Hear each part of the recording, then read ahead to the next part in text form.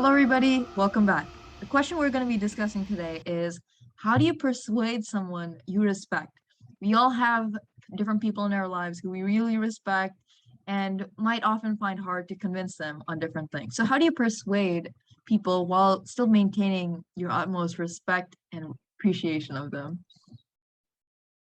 Okay, this is definitely not an easy thing. First thing is, pick your battles. Like, don't, go badger them in every single thing. Because you need to make them understand that, we're all on the same side. It's not you versus me. Because the moment you get into a you versus me, they're gonna stand up for themselves. Like, why do you think you respect them? Because they are people that that deserve respect, right? So you don't get into an argument of you versus me. And even if you do, like, it's a sort of thing where for example, with another, I'm a Manchester United fan, and with another United fan, I would fight, but we both know we want the same goal, and like, it's we establish that we want the same goal, and then we start fighting. So do it in that way. Make sure, so pick your battles, and even in those battles, or like, keep yourself together. If you can be funny, humor always goes a good way, because these conversations can get serious. But I do sometimes understand that with people that you respect, sometimes they're also like really serious, and you can't. It might not be easy to joke with them. So if you can, maybe be a bit funny. I'm not asking you to be like ha funny, but at least be funny enough that like the tension goes away, like when you're arguing. So it's not so when right after you say your thing, they're not gonna be louder than you. It's not going to be a contest of who's louder. It's going to be a contest where you do understand that both sides are listening. And then the third thing is sometimes just saying like just acknowledging what they're saying, yes, and you say yes, but then it's sort of like an improvisation tactic. If you go to any improv clubs, they would say yes, and then you have to go with it. So you have to do the same thing, yes, but and then so you do acknowledge what they're saying, but then you go to your point, or yes, and there is this thing too. So you have to, and whenever they say something favorable, I agree with that, I do, and like express those things, because just because you don't like, just because you're arguing doesn't mean you can't agree with anything else, like during the argument. So like sort of like know those things, and then I would say, sometimes just say, hey, I want you to do this as a favor for me, please. And it can be that simple, because, sometimes if you're respecting them, I'm hoping that, like you love them, they love you. It could get to a point where, okay, like, you don't have to do it for you, do it for me. I have my reasons, and I think, this will be favorable for me. And I think you can do it. It is within your realm uh, to be able to do this. So those are some of the ways that I was thinking. What do you think? Yeah, those are some really good tips as to how you might approach trying to convince someone or persuade someone on something to do. So, a little bit more that I could add is, when you start talking to someone, start by empathizing with them. Perhaps you're approaching them about persuading something because there's a difference of opinion, but you need to empathize with where they're coming from. How did they get to where they are? Hearing their side of the story. Maybe start off more open-ended and ask them about the topic in general, understand, empathize, nod. Um, people who are older than you, if they're the people that you're trying to talk to, have lived longer and therefore have different reasons and experiences for why they got to where they are.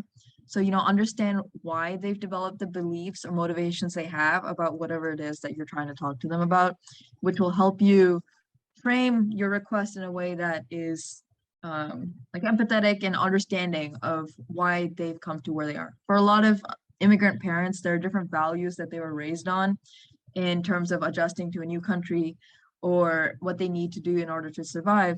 And those kind of beliefs can shape their current stances on a lot of different things in many different ways. So understanding, what is the background can help you be more convincing, persuasive in the moment. Having awareness of why you are the way you are in terms of why do you have your beliefs on the given issue would also help you really reveal that and explain yourself when you're talking to someone to persuade them. And it's important, like you said, Akshay, to not be on the side not make it a you versus me, but rather we're both on the same side targeting this issue. And coming at it from an angle of, just because I know that what I'm suggesting is right, or I believe what I'm trying to convince us to do is right, you shouldn't try to make it seem that this person you're convincing is in the wrong because they're not on your side right now.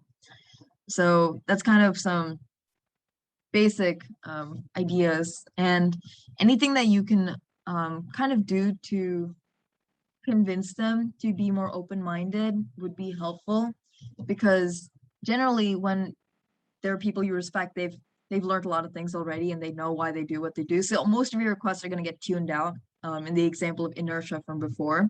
So since they're able to tune out what you're saying so easily, things you can do to grab their attention by making it relevant to them, or like interesting to them, might help you get them to listen to what you're trying to share as well.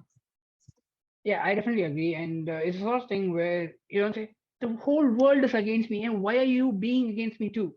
So, like, don't go there. Also, with like the old people thing, right? When I said humor, okay, boomer is not the humor I was looking for. Like, I'm not, don't make jokes about them. Like, I said, make jokes generally. So, to, like, take off the stress. And also, like, sort of like agree with understanding what they've gone through, because like you could say stuff like, hey, you were trying to survive, but I'm trying to thrive. And like, it sounds pretty cool when people who agree with you are also in the room, and you're trying to talk to them. So that's when it's good. But like right now, your target audience is like those people who have survived and who are the only reason why you could thrive now. So to them, you're like, hey, like, I'm so happy that you came in here, did this all for me. But like, we are at a different stage right now, and I think if you were in my position, you would do this too, and here's your reason why. And like, keep praising them, because I know you taught me this, and that's why, like, I'm just following what you have said. And those sort of things. Don't really, and so don't get into those things. For sure. And something you pointed out of like, oh, we're trying to thrive, you're just surviving. That's kind of like a bad way to approach persuasion if you're not reading the room right and you're doing, there's a lot of ways that persuasion can go wrong. Yeah, actually, that's so good. That's a good question. Let's talk about that tomorrow.